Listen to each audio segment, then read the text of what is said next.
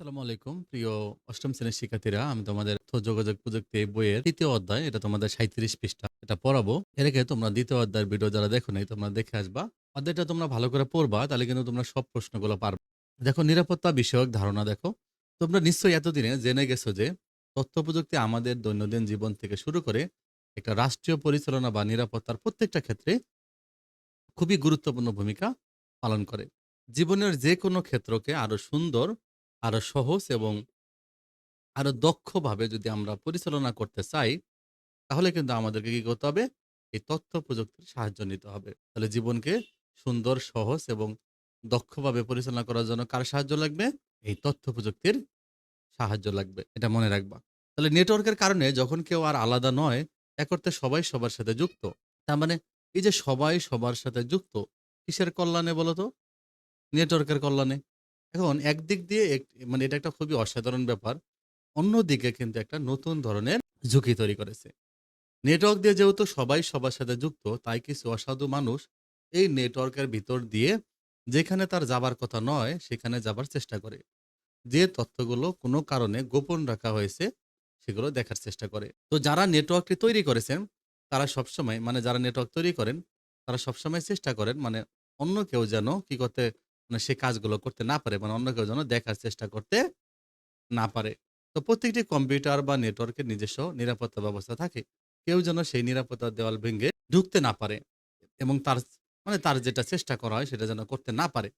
তো নিরাপত্তার এই অদৃশ্য দেওয়ালকে বলা হয় ফায়ারওয়াল। তাহলে এই যে নিরাপত্তার অদৃশ্য দেওয়ালকে বলে ফায়ারওয়াল। তারপরে কিছু কি করে? কিছু অসাধু মানুষ আছে, তারা কি করে? অন্যের এলাকায় প্রবেশ করে সেখান থেকে তথ্য দেখে, সরিয়ে নেয় কিংবা সময় নষ্ট করে। তার মানে যদি কেউ কোনো অসাধু মানুষ যদি কি করে? অন্যের এলাকায় প্রবেশ করে তথ্যগুলো দেখে, সরিয়ে নেয় কিংবা অনেক সময় নষ্ট করে দেয়, তাহলে সেটাকে বলে হ্যাকিং। আর যারা হ্যাকিং করে তাদেরকে বলা হয় কি? হ্যাকার।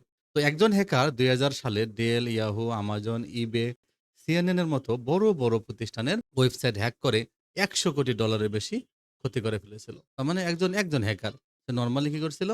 ২০০০ সালে এই কাজটা করেছিল। $১০০ কোটি। তার মানে টাকার হিসাবে করো কত টাকা সে ক্ষতি করেছিল। তাহলে নিরাপত্তা নিশ্চিত করতে নেটওয়ার্কের সংযোগের ক্ষেত্রে ব্যবহারকারীর জন্য একটা প্রদত্ত নির্দিষ্ট পাসওয়ার্ড দেওয়া হয়। পাসওয়ার্ডটি এমনভাবে দেওয়া হয় যে কেউ যেন সেটা সহজেই অনুমান করতে না পারে। কিন্তু পাসওয়ার্ড বের করে ফেলার জন্য বিশেষ কম্পিউটার বা বিশেষ রোবট তৈরি হয়েছে এখন। এদের কাজে কি জানো? পাসওয়ার্ড বের করে ফেলে। তো এগুলো সারাক্ষণই সম্ভাব্য সকল পাসওয়ার্ড মানে সম্ভাব্য পাসওয়ার্ডগুলো কি করে? এগুলো দিয়ে চেষ্টা করতে থাকে। যতক্ষণ না সঠিক পাসওয়ার্ডটি বের হয়। সেজন্য আজকাল প্রায় সব ক্ষেত্রেই সঠিক পাসওয়ার্ড দিলেও একজন ব্যবহারকারীকে ঢুকতে দেওয়া হয় না। একটা বিশেষ লেখা পরে সেটাকে টাইপ করতে হয়। একজন মানুষ, সত্যিকার মানুষ সেটা বুঝতে পারে। কিন্তু মানে সত্যিকার মানুষ যেটা বুঝে, কিন্তু যন্ত্র বা রোবট সেটা কিন্তু বুঝতে পারে না। তাহলে মানুষ এবং যন্ত্রকে আলাদা করার জন্য যে পদ্ধতি, এটাকে বলে ক্যাপসা। কি বলে? ক্যাপসা। দেখো SMWM, এই যে এই কথাটা কিন্তু অক্ষরগুলো কিন্তু এখানে যে অক্ষরগুলো দেওয়া আছে এটা কিন্তু ক্যাপসা স্টাইলে লেখা, হ্যাঁ?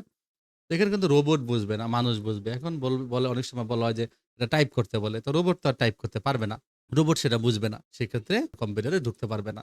যতই দিন যাচ্ছে আমরা ততই তথ্য প্রযুক্তি এবং নেটওয়ার্কের উপর বেশি নির্ভর করতে শুরু করেছি। কোন কারণে যদি কিছুক্ষণের জন্য এই নেটওয়ার্ক অচল হয়ে যায়, মানে কিছুক্ষণের জন্য যদি মনে করো যে নেটওয়ার্ক অচল হয়ে যায়, পৃথিবীতে কিন্তু এক ধরনের বিপর্যয় নেমে আসবে। বলা যেতে পারে পৃথিবী এক ধরনের মানে এখন নিয়ন্ত্রণহীন অবস্থায় চলে যাবে। সে কারণে এই নেটওয়ার্কগুলো সচল রাখার জন্য প্রয়োজনীয় সব রকম ব্যবস্থা করা হয়। বড়, বড় তথ্য ভান্ডারগুলোকে বলা হয় ডাটা সেন্টার। কি বলে? Data centre. সব রকম যান্ত্রিক গোলযোগ, আগুন, ভূমিকম্প বা অপরাধীদের হামলা থেকে এগুলো রক্ষার ব্যবস্থা করা হয়। তো ইন্টারনেটের সম্পূর্ণ ভিন্ন এক ধরনের নিরাপত্তাহীনতা বাড়ছে। আরেক ধরনের নিরাপত্তাহীনতা বাড়ছে। সেটা কি? সেটা সম্পর্কে অনেকেরই ভালো ধারণা নেই। আজকাল দেখো সব রকম তথ্যের জন্য আমরা ইন্টারনেটের উপর নির্ভর করি। কিন্তু সেটা কিন্তু সত্যি না। দেখো না, অনলাইনে এখন সব ভুয়া খবর, মিথ্যা খবর দেখতে পাওয়া যায়। দেখো এখানে দেখো, এখানে বাম পাশের আইনস্টাইন দেখো। আইনস্টাইনের সাথে এখানে জিলার্ডের একটা ছবি আছে। এটা জিলার্ড, বুঝছো? এটা হলো আইনস্টাইন। এইখানে দেখতেছো যাকে, এই কিন্তু কি করা হয়েছে দেখো, মাথাটা কেটে এখানে বসায় দেওয়া হয়েছে। এটা হলো সত্যেন বোস।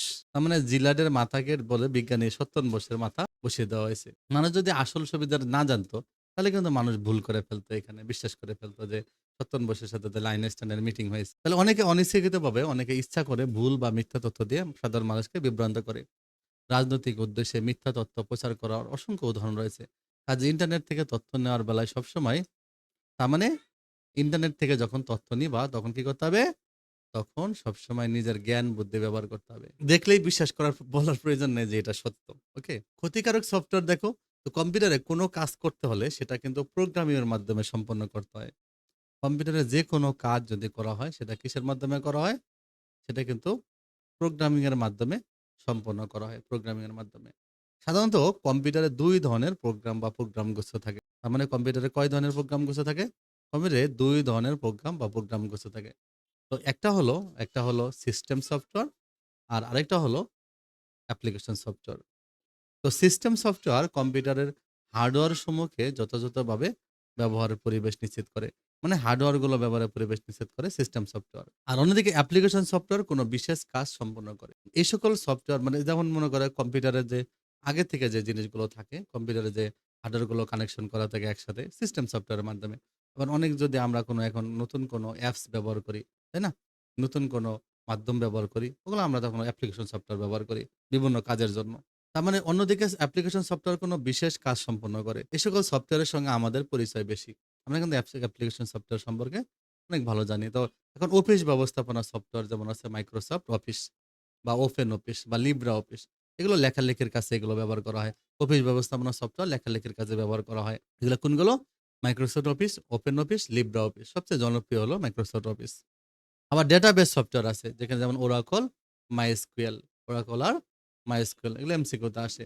আবার ওয়েবসাইট দেখার ব্রাউজার আছে অনেক, তাই না? Mozilla Firefox, Google Chrome অনেক ধরনের আছে। তো এগুলো হলো ব্রাউজার ওয়েবসাইট। তো যখনই কোনো সফটওয়্যার কাজ করে তখনই এর কিছু অংশ কম্পিউটারের প্রধান মেমোরিতে অবস্থান নেয়। মানে যখন কোনো সফটওয়্যার কাজ করে তখন এর কিছু অংশ কম্পিউটারের প্রধান মেমোরিতে অবস্থান নেয়।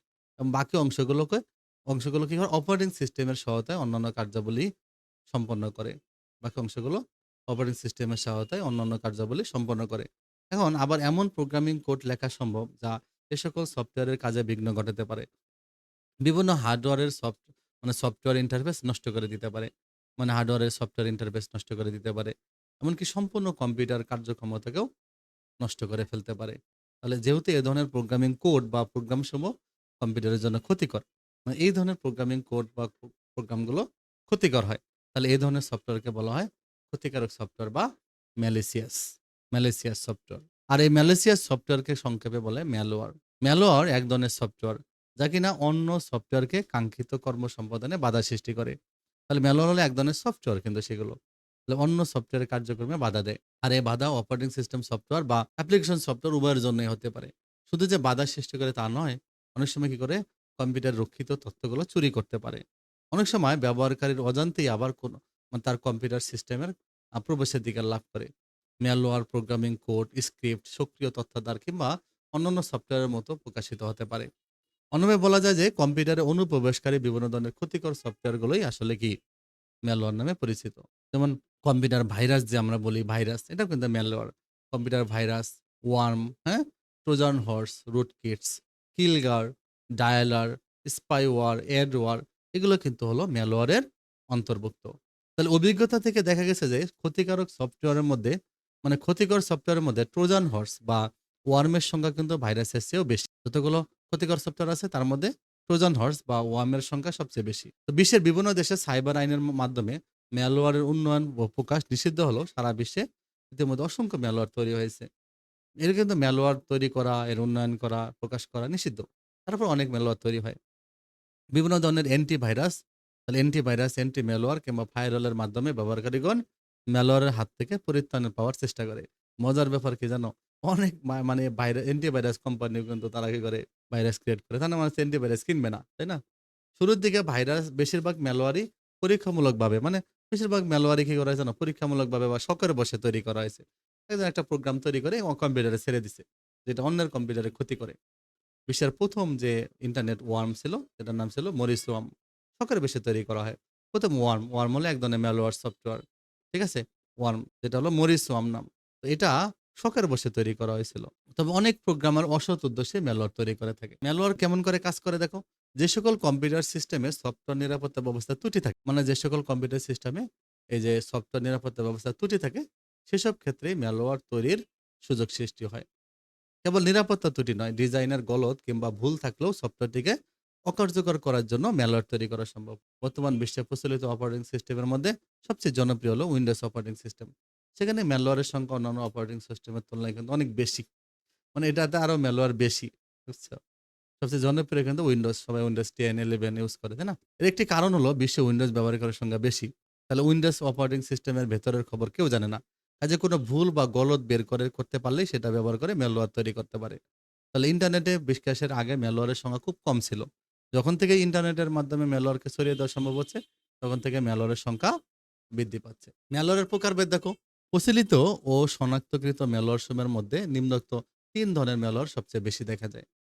এটা হলো কম্পিউটার ভাইরাস, কম্পিউটার ওয়ার্ম আর হলো ট্রোজান হর্স। এগুলো হলো ম্যালওয়্যার। ৩ ধরনের ম্যালওয়্যার বেশি দেখা যায়। তো কম্পিউটার ভাইরাস এবং ওয়ার্মের মধ্যে আচরণগত পার্থক্য আছে, সংক্রমণের পার্থক্যই বেশি গুরুত্ব দেওয়া হয়। আচরণের পার্থক্য হচ্ছে কি হলো? মানে সংক্রমণগত পার্থক্যটা একটু বেশি। কম্পিউটার ভাইরাস হলো এমন এক ধরনের ম্যালওয়্যার, মানে ভাইরাস কি? এটা এক ধরনের ম্যালওয়্যার যা কোনো কার্যকরী ফাইল, মানে যখন তুমি কোনো ফাইল এক্সিকিউট করবা, চালাবা, কার্যকরী ফাইলের সঙ্গে যুক্ত থাকে। যেমন একদম পেন ড্রাইভের মধ্যে তুমি একটা ফাইল নিয়ে আসছো, সেখানে ভাইরাস আছে। এখন তুমি যদি তোমার কম্পিউটার চালাও, তাহলে তোমার ভাইরাসটা তোমার কম্পিউটারে এফেক্ট করবে, তাই না? তাছাড়া করবে না। তাহলে যখন ওই প্রোগ্রামটা এক্সিকিউট করা হবে, চালানো হবে, তখন ভাইরাসটি অন্যান্য কার্যকরী ফাইলে সক্রিয়ভাবে সংক্রমিত হবে। আর কিন্তু ওয়ার্ম কিন্তু এটা না। ওয়ার্ম হলো সেই প্রোগ্রাম যা কোনো নেটওয়ার্কে ছড়িয়ে পড়ে। ও অনলাইনের মধ্যে থাকে, নেটওয়ার্কে থাকে।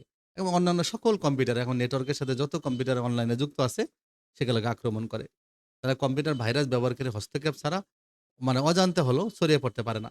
মানে কম্পিউটার ভাইরাস হলো ব্যবহারকারীর হস্তক্ষেপ ছাড়া ছড়িয়ে পড়তে পারবে না। যেমন তুমি কারো পেন ড্রাইভ থেকে বা কারো কাছ থেকে একটা সফটওয়্যার নিছো, সিটির মাধ্যমে নিছো, পেন ড্রাইভের মাধ্যমে নিছো বা মেমোরি কার্ডের মাধ্যমে নিছো, কারো কাছ থেকে একটা গান নিছো। তো সেখান থেকে তোমার কম্পিউটারে সেটা নেওয়ার ফলে তখন তোমার কম্পিউটারে ভাইরাস ছড়াইতে পারে।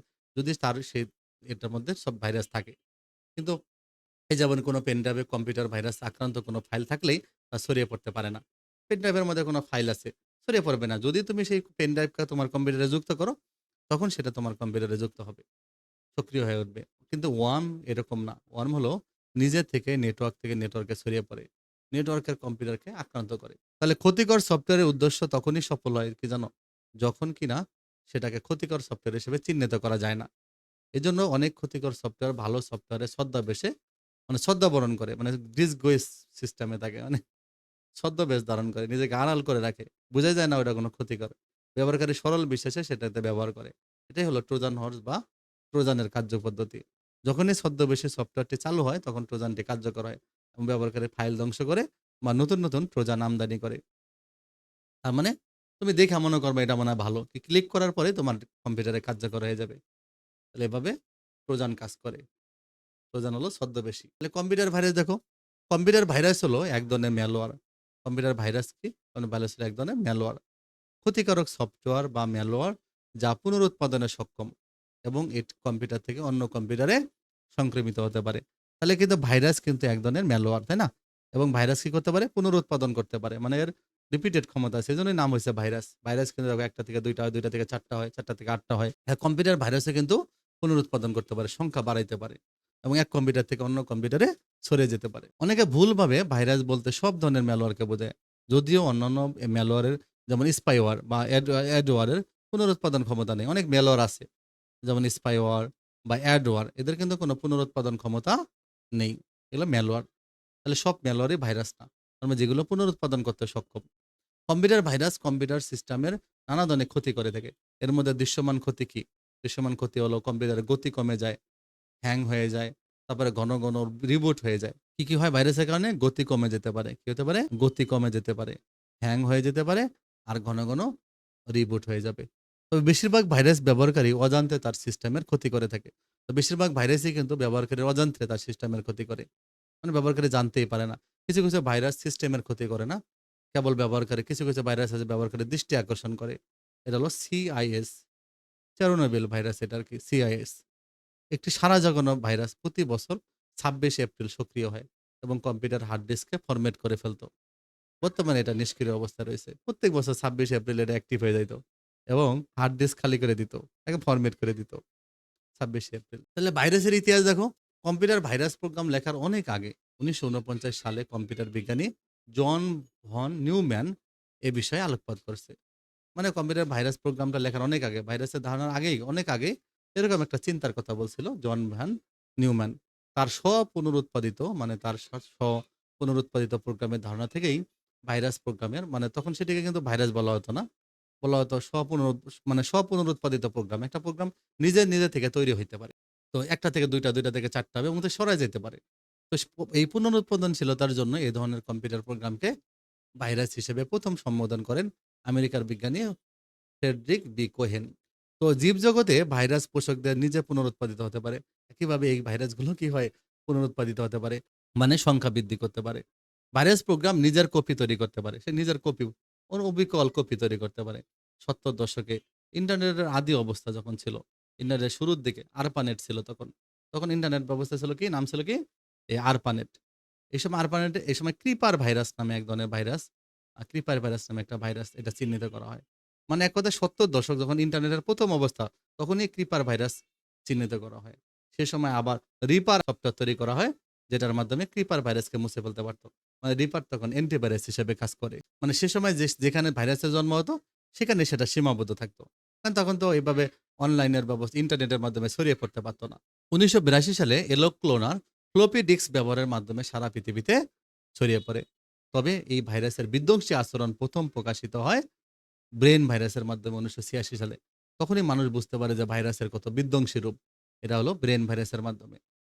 পাকিস্তানের ২ ভাই লাহোরে এই ভাইরাস তৈরি করেন, হ্যাঁ? ক্ষতিকারক ভাইরাস ও ম্যালওয়্যারের মধ্যে উল্লেখযোগ্য হলো ব্রেইন, তারপর হলো Vienna, Jerusalem, ping pong, Michelangelo, dark avenger, CIS, Chernobyl, Anna Kournikova, code red worm, Nimda, ডাফটোসি ওয়ার্ম ইত্যাদি। এগুলো কিন্তু সবগুলো ভাইরাসের নাম। ক্ষতিকারক এগুলো ভাইরাস ম্যালওয়্যার। তাহলে এই পরীক্ষা কিন্তু এমসিকিউতে এগুলো আসতে পারে। এবার ভাইরাসের প্রকারভেদ দেখো। পুনরুৎপাদনের জন্য যেকোনো প্রোগ্রামকে অবশ্যই তার কোড চালাতে এবং মেমোরিতে লিখতে সক্ষম হতে হবে। এখন পুনরুৎপাদন করতে চাইলে তাকে আগে কোডটা চালাতে হবে, এক্সিকিউট করতে হবে, মেমোরিতে লিখতে সক্ষম হতে হবে। তার মানে যেহেতু কেউ জেনে শুনে কোনো ভাইরাস প্রোগ্রাম চালাবে না, সেহেতু ভাইরাস তার উদ্দেশ্য পূরণে একটা সহজ পদ্ধতি বেছে নেয়। যে সকল প্রোগ্রাম ব্যবহারকারী নিয়মিত চালিয়ে থাকেন, যেমন লেখালেখির সফটওয়্যার, সেগুলো কার্যকরী ফাইলের পিছনে ভাইরাসটি নিজের একটা কোড ঢুকাই দেয়। যখন কোনো ব্যবহারকারী সেই কার্যকরী ফাইলটা চালায়, তখন ভাইরাস প্রোগ্রামটি অ্যাক্টিভ হয়ে যায়। কাজের ধরনের ভিত্তিতে তার মানে কাজের ধরনের ভিত্তিতে ভাইরাসকে ২ ভাগে ভাগ করা যায়। কোনো ভাইরাস সক্রিয় হয়ে ওঠার পর অন্যান্য কোনো প্রোগ্রামকে সংক্রমণ করা যায় সেটা খুঁজে বের করে। তারপর সেগুলো সংরক্ষণ করে এবং মূল প্রোগ্রামের কাছে নিয়ন্ত্রণ দিয়ে সে নিষ্ক্রিয় হয়ে যায়। এগুলো কিছু ভাইরাস তার মানে কি কোনো ভাইরাস কি করে জানো? কোনো ভাইরাস ১ম এ সক্রিয় হয়ে ওঠে। ওঠার পর অন্যান্য কোনো প্রোগ্রামকে সংক্রমণ করে। মানে কোনগুলোকে সংক্রমণ করা যায় সেগুলো খুঁজে বের করে। তারপর সেগুলোকে সংক্রমণ করে। এবং পরিশেষে কি করে জানো? এবং পরিশেষে মূল প্রোগ্রামের কাছে সে নিয়ন্ত্রণ দিয়ে নিজে নিষ্ক্রিয় হয়ে যায়। এদেরকে বলা হয় নন রেসিডেন্ট মানে অনিবাসী ভাইরাস, নন রেসিডেন্ট ভাইরাস। তাহলে কাজের ভিত্তিতে ভাইরাস কিন্তু ২ প্রকার। ঠিক আছে? নন রেসিডেন্ট আরেকটা হলো রেসিডেন্ট। অন্যদিকে কোনো ভাইরাস সক্রিয় হওয়ার পর মেমোরিতে স্থায়ীভাবে বসে থাকে। যখনই কোনো প্রোগ্রাম চালু হয়, তখন সে প্রোগ্রামটা সংক্রমিত করে। তাহলে এই ধরনের ভাইরাসকে বলা হয় নিবাসী ভাইরাস মানে রেসিডেন্ট ভাইরাস। তাহলে এই ম্যালওয়্যার থেকে নিষ্কৃতি পাওয়ার উপায় কি? ভাইরাস থেকে নিষ্কৃতি পাওয়ার উপায় কি? বিশেষ ধরনের কম্পিউটার প্রোগ্রাম ব্যবহার করে ভাইরাস, ওয়ার্ম কিংবা ট্রোজান হর্স এগুলো থেকে নিষ্কৃতি পাওয়া যায়। তার মানে এগুলোকে বলা হয় অ্যান্টিভাইরাস বা অ্যান্টি ম্যালওয়্যার সফটওয়্যার। যেগুলো কি করা যায়? সেগুলো ভাইরাস থেকে, ওয়ার্ম থেকে এগুলো থেকে নিষ্কৃতি পেতে হেল্প করে। অ্যান্টিভাইরাস বা অ্যান্টি ম্যালওয়্যার। বেশিরভাগ অ্যান্টিভাইরাস সফটওয়্যার বিভিন্ন ম্যালওয়্যারের বিরুদ্ধে কার্যকরী হলেও ১ম থেকে অ্যান্টিভাইরাস সফটওয়্যার নামে পরিচিত। মানে যেগুলো ম্যালওয়্যারের বিরুদ্ধেও কাজ করে তার নাম অ্যান্টিভাইরাস। বাজারে প্রচলিত সকল অ্যান্টিভাইরাস সফটওয়্যার ভাইরাস সহ অন্যান্য ম্যালওয়্যারের বিরুদ্ধে কার্যকরী। সকল ভাইরাস প্রোগ্রামের কিছু সুনির্দিষ্ট ধরন বা প্যাটার্ন রয়েছে। যেমন অ্যান্টিভাইরাস সফটওয়্যার এই সকল প্যাটার্নের একটা তালিকা সংরক্ষণ করে। সাধারণত গবেষণা করে এই তালিকা তৈরি করা হয়। যখন অ্যান্টিভাইরাস সফটওয়্যার কাজ করতে দেওয়া হয়, তখন সেটা কম্পিউটার সিস্টেমের বিভিন্ন ফাইলে বিশেষ নকশা খুঁজে বের করে এবং তার নিজস্ব তালিকার সঙ্গে তুলনা করে। দেখে যদি কোনো একটা সে শনাক্ত করতে পারল না। যেহেতু বেশিরভাগ ভাইরাস কেবল কার্যকরী ফাইলকে সংক্রমণ করে, কাজে সেগুলোকে পরীক্ষা করে অনেকখানি আগানো যায়। তবে এই পদ্ধতির একটা বড় ত্রুটি হলো তালিকাটি নিয়মিত হালনাগাদ না হলে ভাইরাস শনাক্ত করা কঠিন হয়। মানে তুমি অ্যান্টিভাইরাস ব্যবহার করতেছো, সেটা যদি আপডেট না থাকে, তাহলে নতুন প্রোগ্রাম সে বুঝতে পারবে না। সেজন্য অনেক অ্যান্টিভাইরাস সফটওয়্যার কম্পিউটার সকল প্রোগ্রামের আচরণ পরীক্ষা করে ভাইরাস শনাক্ত করার চেষ্টা করে। এতে সমস্যা হলে সে যে সফটওয়্যার সম্পর্কে অ্যান্টিভাইরাস সফটওয়্যারটা আগে থেকে জানে না, সেটাকে সে ভাইরাস হিসেবে চিহ্নিত করে এবং বলে এটা ক্ষতিকর। এ কারণে বিশ্বের জনপ্রিয় অ্যান্টিভাইরাস সফটওয়্যারগুলো কি করে? এই ১ম পদ্ধতিটা ব্যবহার করে। অ্যান্টিভাইরাস সফটওয়্যারের মধ্যে জনপ্রিয় কয়েকটা হলো কি? কয়েকটা জনপ্রিয় সফটওয়্যার হলো যেমন Norton, Avast, Panda, Kaspersky, Microsoft Security Essential, Microsoft Defender এগুলো কিন্তু অ্যান্টিভাইরাস সফটওয়্যারের নাম। তাহলে অনলাইন পরিচয় ও নিরাপত্তা দেখো, যত দিন যাচ্ছে মানুষ তত বেশি ইন্টারনেট ব্যবহার করছে। তাহলে ইন্টারনেট শারীরিক উপস্থিতির প্রয়োজন হয় না। এমনকি মোবাইল ফোনে যেমন কণ্ঠস্বর পরিচয় সম্পর্কে নিশ্চিত হওয়া যায়, সেভাবে নিশ্চিত হওয়ার সুযোগ নেই। তবে ইন্টারনেট বা অনলাইনে বেশিরভাগ ব্যবহারকারী তার একটা স্বতন্ত্র সত্তা তুলে ধরেন। এটি সামাজিক যোগাযোগ সাইট, ব্লগ কিংবা ওয়েবসাইটে ব্যক্তিকে প্রকাশ করে। এটিকে তার অনলাইন পরিচয় বলা যেতে পারে। এখন অনেক ব্যক্তি অনলাইনে নিজের প্রকৃত নাম ব্যবহার করলেও অনেকে আবার ছদ্মনাম পরিচয় ব্যবহার করে থাকে। অনেকে আবার প্রকৃত বা ছদ্ম কোনো পরিচয় প্রকাশ করে না। তাহলে যদি কোনো ব্যক্তির অনলাইন পরিস্থিতি থেকে তাকে বাস্তব জীবনে চেনা যায়, তবে সেটা হয় বিশ্বাসঘাতক। আর যদি কারো অনলাইন পরিচয় থেকে প্রকৃত ব্যক্তিকে শনাক্ত করা না যায়, তবে তার পরিস্থিতিকে সন্দেহভাজন হিসেবে বিবেচনা করা হয়। তো একজন ব্যক্তির অনলাইন পরিচিতি নিম্নোক্ত পরিচয় জ্ঞাপকের যেকোনো একটি বা তাদের সমন্বয় হতে পারে। যেমন ইমেইল ঠিকানা। কি বলতো? ইমেইল ঠিকানা। সামাজিক যোগাযোগের সাইটে তার প্রোফাইলের নাম। যেভাবেই এই পরিচয় প্রকাশ পাক না কেন, একজন ব্যবহারকারী তার পরিচয় সংরক্ষণের জন্য সর্বদা সচেষ্ট থাকতে হয়। আর ইন্টারনেট নিজের পরিচিতি সংরক্ষণ করার জন্য যে সকল মাধ্যমের কথা উল্লেখিত হয়েছে, সেগুলো ব্যবহারের সময় তাকে সচেষ্ট থাকতে হবে। এখন ইমেইল কিংবা ফেসবুকে নিজের অ্যাকাউন্টে যেন অন্যরা ব্যবহার করতে না পারে, সেজন্য সতর্ক থাকতে হয়। এখন প্রত্যেক সাইটে ঢোকার ক্ষেত্রে পাসওয়ার্ড ব্যবহার করা হয়। সেটার গোপনীয়তা রক্ষা করা জরুরি। এখন পাসওয়ার্ডের গোপনীয়তা রক্ষা করার জন্য কয়েকটা টিপস বা কৌশল এখানে দেওয়া হলো। তাহলে এটা একটা গুরুত্বপূর্ণ প্রশ্ন আসতে পারে যে কিভাবে পাসওয়ার্ডের গোপনীয়তা রক্ষা করা যায়। তো পাসওয়ার্ডের কি করতে হবে? সংক্ষিপ্ত পাসওয়ার্ডের পরিবর্তে দীর্ঘ পাসওয়ার্ড ব্যবহার করতে হবে। প্রয়োজনে এমনকি প্রিয় বাক্য ব্যবহার করা যেতে পারে। তুমি তোমার কোনো প্রিয় বাক্য ব্যবহার করতে পারো। আবার 1, 2, 3, 4, 5, 6 ABCD, EF, UWERT এগুলো কিন্তু দেখো সহজ বিন্যাস কিবোর্ডের ASDF, GH, JKL এটা হলো একসাথে লেখা পাসওয়ার্ড শব্দ। এই কথাগুলোকে পাসওয়ার্ড হিসেবে ব্যবহার করা উচিত না। তো বিভিন্ন ধরনের বর্ণ ব্যবহার করা অর্থাৎ কেবল ছোট হাতের অক্ষর ব্যবহার না করে বড় ও ছোট হাতের অক্ষর একসাথে মিশ্রণ করে ব্যবহার করতে হবে। আবার শক্তিশালী পাসওয়ার্ড ব্যবহার করা শব্দ, বাক্য, সংখ্যা, প্রতীক এগুলো নিয়ে পাসওয়ার্ড তৈরি করতে হবে। শক্তিশালী পাসওয়ার্ড। আবার বেশিরভাগ ওয়েবসাইটে পাসওয়ার্ডের শক্তিমত্তা যাচাইয়ের সুযোগ থাকে। বেশিরভাগ ওয়েবসাইটে পাসওয়ার্ডের শক্তিমত্তা যাচাইয়ের সুযোগ থাকে। নিয়মিত সে সুযোগ কাজে লাগে পাসওয়ার্ডের শক্তিমত্তা যাচাই করে এবং শক্তিমত্তা কম হলে সেটাকে বাড়িয়ে নেওয়া। অনেকে সাইবার ক্যাফে বা ইউনিয়ন তথ্য সেবা কেন্দ্র থেকে অনলাইনে সেবা গ্রহণ করে থাকে। এরূপ ক্ষেত্রে আসন ত্যাগের পূর্বে সেখান থেকে লগ আউট করতে হবে। অনেকে পাসওয়ার্ড ম্যানেজার ব্যবহার করে। যেমন লাস্ট পাস, কি পাস এগুলো ব্যবহার করা যেতে পারে। নিয়মিত পাসওয়ার্ড পরিবর্তনের অভ্যাস করে তুলতে হবে। এবার কম্পিউটার হ্যাকিং দেখো। তো হ্যাকিং বলতে বোঝানো হয় যে সংশ্লিষ্ট কর্তৃপক্ষের বা ব্যবহারকারীর বিনা অনুমতিতে মানে হ্যাকিং বলতে বোঝায় কি? সংশ্লিষ্ট কর্তৃপক্ষের বা ব্যবহারকারীর বিনা অনুমতিতে তার কম্পিউটার সিস্টেম বা নেটওয়ার্কে প্রবেশ করা। এখন যারা এই কাজ করে থাকে তাদেরকে বলা হয় কি? হ্যাকার। এখন নানাবিধ কারণে একজন হ্যাকার অন্যের কম্পিউটার সিস্টেম বা ওয়েবসাইটে অনুপ্রবেশ করতে পারে। এর মধ্যে হলো কি? মূলত হলো অসৎ উদ্দেশ্য হতে পারে, অর্থ উপার্জন হতে পারে।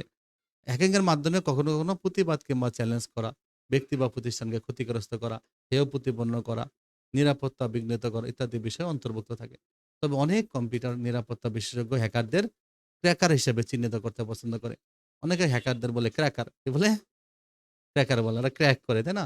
তবে বিশ্বব্যাপী কম্পিউটার সিস্টেম, নেটওয়ার্ক বা ওয়েবসাইটে বিনা অনুমতিতে বিনা অনুমতিতে অনুপ্রবেশকারীকে সাধারণত হ্যাকার বলা হয়। তো হ্যাকার সম্প্রদায় নিজেদেরকে নানান দলে ভাগ করে থাকে। হ্যাঁ? এর মধ্যে হলো কি? White hat hacker, black hat hacker আর হলো grey hat hacker. White hat hacker কারা জানো? এরা কোনো সিস্টেমের উন্নতির জন্য সেটা নিরাপত্তা ছিদ্র খুঁজে বের করে। এদেরকে ইথিক্যাল হ্যাকারও কিন্তু বলা হয়। এরা ক্ষতি করে না। আর অন্যদিকে ব্লাক হ্যাট হ্যাকাররা অসৎ উদ্দেশ্যে অনুপ্রবেশ করে। বিশ্বের বিভিন্ন দেশে হ্যাকিংকেও অপরাধ হিসেবে গণ্য করা হয়। হ্যাকিং কিন্তু সব দেশে অপরাধ, বাংলাদেশেও অপরাধ। সাইবার সুরক্ষা অধ্যাদেশ সাইবার সুরক্ষা অধ্যাদেশ ২০২৫ অনুসারে কেউ যদি হ্যাকিং এর মতো অপরাধ করে সর্বোচ্চ ৫ বছর জেল এবং সর্বোচ্চ ৫০ লাখ টাকা জরিমানা এবং অথবা উভয় দণ্ডে দণ্ডিত হতে পারে। সাইবার অপরাধ দেখো ২০১২ সালে সেপ্টেম্বরের ৩০ তারিখ বাংলাদেশের মাটিতে এক অত্যন্ত দুঃখের ঘটনা ঘটেছিল। সে রাতে চট্টগ্রামের রামুতে বৌদ্ধবিহার পুড়িয়ে দেওয়া হয়। ২০১২ সালে 30 তারিখ। এটা হলো চট্টগ্রামের রামুতে বৌদ্ধবিহার পুড়িয়ে দেওয়া হয়েছিল। ২০১৩ সালের ১৫ তারিখ ২০১৩ সালের ১৫ তারিখ মার্কিন যুক্তরাষ্ট্রের বস্টন শহরে একটা ম্যারাথন দৌড় শেষে উপস্থিত দর্শকদের মাঝে একটা বোমা বিস্ফোরণ হয়েছিল। সেই বোমা বিস্ফোরণে ৩ জন মানুষ মারা গিয়েছিল। আহত হয়েছিল প্রায় ২ শতাধিক। ২০১১ সালে জুন মাসের ৯ তারিখে নিউ ইয়র্ক টাইমসের একটি সংবাদ প্রকাশিত হয়েছিল। সেখানে বলা হয়েছিল যে সিটি ব্যাংকের লক্ষ, লক্ষ গ্রাহকের ক্রেডিট কার্ড নম্বর এবং তার গোপন তথ্যগুলো প্রকাশিত হয়ে গেছে। যে কারণে অসংখ্য মানুষের টাকা-পয়সা নিরাপত্তা হুমকির মুখে। তাহলে ২০১৬ সালের ফেব্রুয়ারিতে বাংলাদেশ ব্যাংকে একটি চুরি সংঘটিত হয়েছিল। ২০১৬ সালে ফেব্রুয়ারিতে বাংলাদেশ ব্যাংকে একটি চুরি সংঘটিত হয়েছিল। যা বাংলাদেশ ব্যাংক সাইবার হাইস্ট নামে পরিচিত। মার্কিন যুক্তরাষ্ট্রের federal Reserve Bank of New ইয়র্কের একটি অ্যাকাউন্টে বাংলাদেশের এই রিজার্ভ ডলার জমা ছিল। আর হ্যাকারদের দ্বারা SWIFT society for world wide inter bank financial telecommunication সুইফটের পুনরূপকে এটা কিন্তু প্রশ্নের মধ্যে আসতে পারে। সুইফট হলো society for world wide internet financial telecommunication. তাহলে এই নেটওয়ার্কের মাধ্যমে Federal Reserve Bank of New ইয়র্কের ওই অ্যাকাউন্ট থেকে প্রায় $1 বিলিয়ন অবৈধভাবে স্থানান্তর করার জন্য 35টি প্রতারণামূলক নির্দেশ প্রদান করা হয়েছিল। সেই অ্যাকাউন্ট থেকে প্রায় কত $1 বিলিয়ন অবৈধভাবে স্থানান্তর করা হয়। তো 35টি প্রতারণামূলক নির্দেশের মধ্যে 5টি নির্দেশে $101 মিলিয়ন স্থানান্তর করতে সফল হয়েছিল তারা। এর মধ্যে $20 মিলিয়ন শ্রীলঙ্কায় এবং $81 মিলিয়ন ফিলিপাইনে স্থানান্তর করা হয়। তাহলে federal Reserve Bank of new York একটি ভুল বানানযুক্ত নির্দেশ পাওয়ার কারণে তাদের সন্দেহ হয় এবং তারা অবশিষ্ট লেনদেনগুলো ব্লক করে দেয়, যার পরিমাণ ছিল $850 মিলিয়ন। তারা ব্লক করে কত 30টি লেনদেন ব্লক করে দেয়। তো যাই হোক, শ্রীলঙ্কার স্থানান্তরের সমস্ত অর্থ উদ্ধার করা হয়েছে। তবে ২০১৮ সাল পর্যন্ত ফিলিপাইনের স্থানান্তরিত ৮১ মিলিয়নের মধ্যে মাত্র $18 মিলিয়ন পুনরুদ্ধার করা হয়েছে।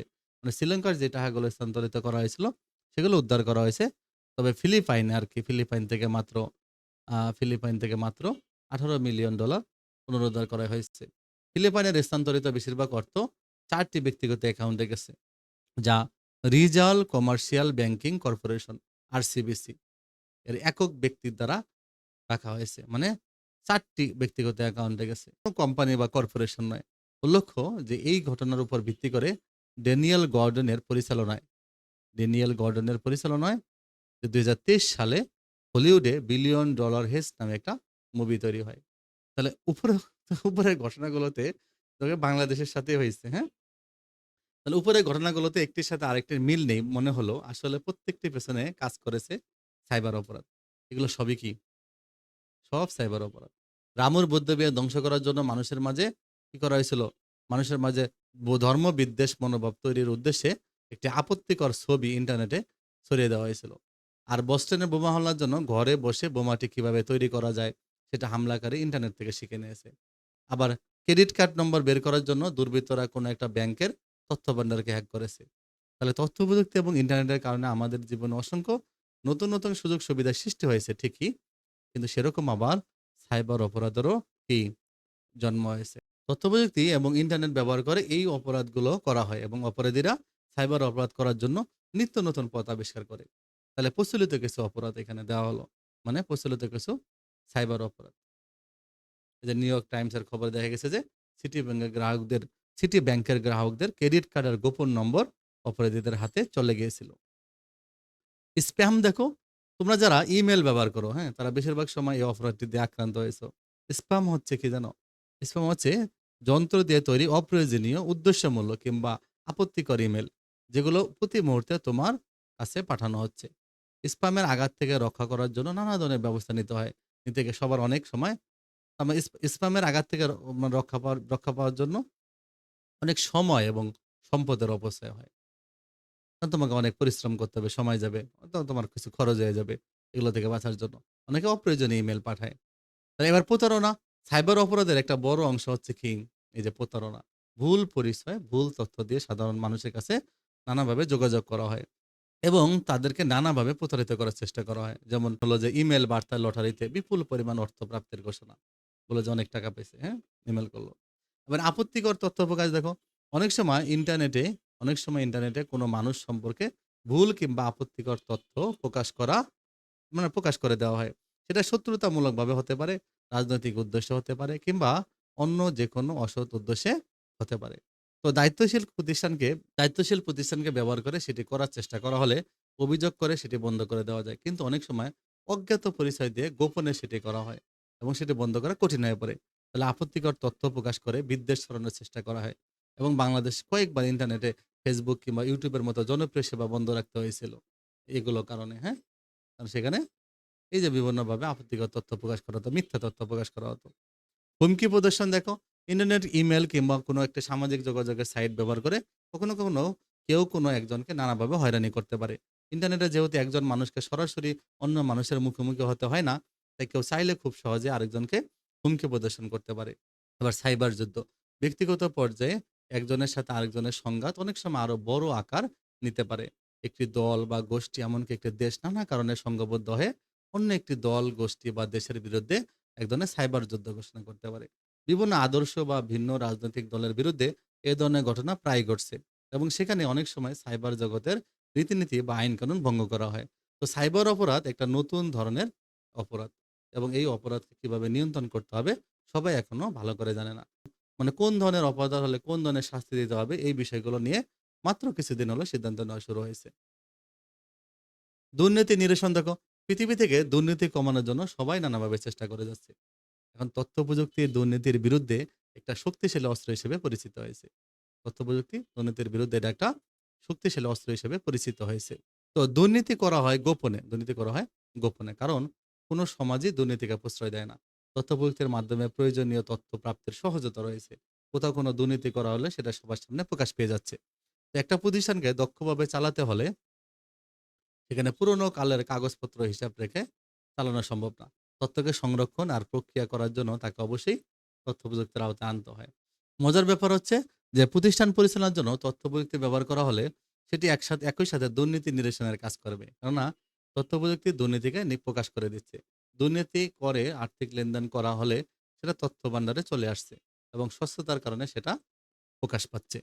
বাংলাদেশে টেন্ডার করার জন্য বিশেষ পোর্টাল তৈরি হয়েছে। এখন তাহলে অনলাইনে আসার কারণে টেন্ডারে দুর্নীতি একটু কমছে। তাহলে যে সমস্ত কাজে অনেক টাকা ব্যয় করতে হয়, সেগুলো কিভাবে করতে হয় প্রত্যেক দেশে তার সুনির্দিষ্ট নিয়ম আছে। প্রচলিত নিয়ম অনুযায়ী এই কাজগুলো টেন্ডারের মাধ্যমে কি করা হয়। অর্থাৎ কাজের বর্ণনা দিয়ে বিজ্ঞপ্তি প্রকাশ করা হয়। আগ্রহী প্রতিষ্ঠান কত টাকার বিনিময়ে সে কাজ করতে পারবে সেটা লিখিতভাবে জানায়। এবং কর্তৃপক্ষ সবচেয়ে সাশ্রয়ী মূল্যে কাজটি করার জন্য কাউকে বেছে নেয়। একসময় দুর্নীতিপরায়ণ প্রতিষ্ঠান এই ধরনের বিষয়গুলোতে হস্তক্ষেপ করত। ভয়ভীতি দেখিয়ে অন্যদের সুযোগ না দিয়ে জোর করে নিজেরাই কাজ করার চেষ্টা করত। আজকাল টেন্ডারিং এর মাধ্যমে এগুলো করা হয় এবং কোনো মানুষের সরাসরি মুখোমুখি না হয়ে শুধু তথ্যগুলো নেটওয়ার্কের মাধ্যমে সরবরাহ করে পুরো প্রক্রিয়াটি সম্পন্ন করা হয় বলে দুর্নীতি করার অনেক সুযোগ কমে গেছে। আমাদের দেশে যারা বিক্রি করার জন্য কোনো পণ্য তৈরি করে কিংবা কোনো কিছু উৎপাদন করে, তারা অনেক সময় সেগুলোকে ক্রেতার কাছে সরাসরি বিক্রি করতে পারে না। কোনো এক ধরনের দালাল পণ্য উৎপাদনকারীর কাছ থেকে কম দামে পণ্যগুলো কিনে বেশি দামে ক্রেতার কাছে বিক্রি করে। এতে ক্রেতা ক্ষতিগ্রস্ত হয় এবং পণ্য উৎপাদনকারীও ন্যায্য মূল্য পায় না। তাহলে তথ্যপ্রযুক্তি ও ইন্টারনেটের কারণে এই দালাল শ্রেণীর মানুষের সাহায্য ছাড়াই পণ্য উৎপাদনকারী সরাসরি ক্রেতাদের কাছে তাদের পণ্য বিক্রি করার সুযোগ পাচ্ছে। তাহলে পণ্য বিক্রি করার জন্য কোনো দোকান বা শোরুমের প্রয়োজন হয় না। কোনো গুদামে সেগুলো রাখতে হয় না। কাজেই কোনো অর্থ বা সম্পদের অপচয় হয় না বলে উৎপাদনকারী ক্রেতা দুজনেই লাভবান হয়। তাহলে ই-কমার্সের মাধ্যমে উৎপাদনকারী এখন সরাসরি ক্রেতাদের কাছে ইন্টারনেটের মাধ্যমে শাকসবজি পর্যন্ত বিক্রি করতে পারে। তুমি অনলাইনে বসে কি করতে পারবা? শাকসবজি কিনতে পারবা। তো পৃথিবীর অনেক ক্ষমতাশীল দেশ বা প্রতিষ্ঠানও তাদের ক্ষমতার কারণে এই পৃথিবীর নানা দেশে নানা ধরনের অবিচার করে থাকে। যুদ্ধ-বিগ্রহ শুরু হয়। সাধারণ মানুষ নানা ধরনের বিপর্যয় হয়, দুঃখ দুর্দশার মুখোমুখি হয়। তাহলে এর পেছনে হয়তো কোনো অবিবেচক স্বৈরশাসক কিংবা নীতিহীন রাষ্ট্রপ্রধান বা নেতৃবৃন্দের সিদ্ধান্ত কাজ করে। একসময় তার বিরুদ্ধে কোনো মানুষের কিছু বলার বা করার ক্ষমতা ছিল না। এখন ইন্টারনেট হওয়ার কারণে অনেক প্রতিষ্ঠান তাদের কাছে সরবরাহ করা অনেক গোপন তথ্য পৃথিবীর মানুষের সামনে প্রকাশ করে দিচ্ছে। এটা আইনসম্মত কিনা সে বিষয়ে অনেক বিতর্ক থাকলেও পৃথিবীর সাধারণ মানুষ ১ম বারের মতো মানে রাষ্ট্রের বড় অপকর্ম কিভাবে করা হয় সে সম্পর্কে ধারণা পাচ্ছে। তথ্য অধিকার আইন দেখো, যখনই বিচ্ছিন্নভাবে প্রাপ্ত উপাত্ত সংগঠিত হয় তখন সেটা তথ্যে পরিণত হয়। এখন ব্যক্তি, প্রতিষ্ঠান বা সরকারি বেসরকারি সংস্থা প্রতিনিয়ত বিভিন্ন তথ্য সৃষ্টি করে। রাষ্ট্রীয় কার্যাবলীর সঙ্গে সম্পৃক্ত এবং জনগণের জন্য গুরুত্বপূর্ণ তথ্য জানার অধিকারই হলো তথ্য অধিকার। ইউনেস্কো পরিচালিত জরিপ ২০২৩ অনুযায়ী ১২০ টি দেশে এই জাতীয় তথ্য জানাকে আইনি অধিকার হিসেবে স্বীকৃতি দেওয়া হয়েছে এবং তথ্য অধিকার আইন প্রণীত ও বাস্তবায়িত হয়েছে। তো বাংলাদেশ তথ্য অধিকার আইন ২০০৯ সাল থেকে বলবৎ রয়েছে। তথ্য অধিকার আইনে তথ্য প্রাপ্তিকে ব্যক্তির চিন্তা, বিবেক ও বাক স্বাধীনতার পূর্ব শর্ত হিসাবে চিহ্নিত করা হয়েছে। তাহলে তথ্য প্রাপ্তি হলো ব্যক্তির কি? চিন্তা, বিবেক, বাক স্বাধীনতার পূর্ব শর্ত। তো তথ্য অধিকার আইনে তথ্য বলতে তথ্য কি? তথ্য বলতে কোনো কর্তৃপক্ষের গঠন, কাঠামো, দাপ্তরিক কর্মকাণ্ড সংক্রান্ত যেকোনো স্মারক বই, নকশা, মানচিত্র, চুক্তি, তথ্যউপাত্ত, লোক বই, আদেশ, বিজ্ঞপ্তি, দলিল, নমুনাপত্র, প্রতিবেদন, হিসাব বিবরণী, প্রকল্প প্রস্তাব, আলোকচিত্র, অডিও ভিডিও, অঙ্কিত চিত্র, ফিল্ম, ইলেকট্রনিক প্রক্রিয়া মানে প্রস্তুতকৃত যেকোনো ইনস্ট্রুমেন্ট, যান্ত্রিকভাবে পাঠযোগ্য দলিলাদি, ভৌতিক গঠন, বৈশিষ্ট্য নির্বিশেষে অন্য যেকোনো তথ্য বহ বস বস্তু বা এদের প্রতিলিপিকে বোঝায়।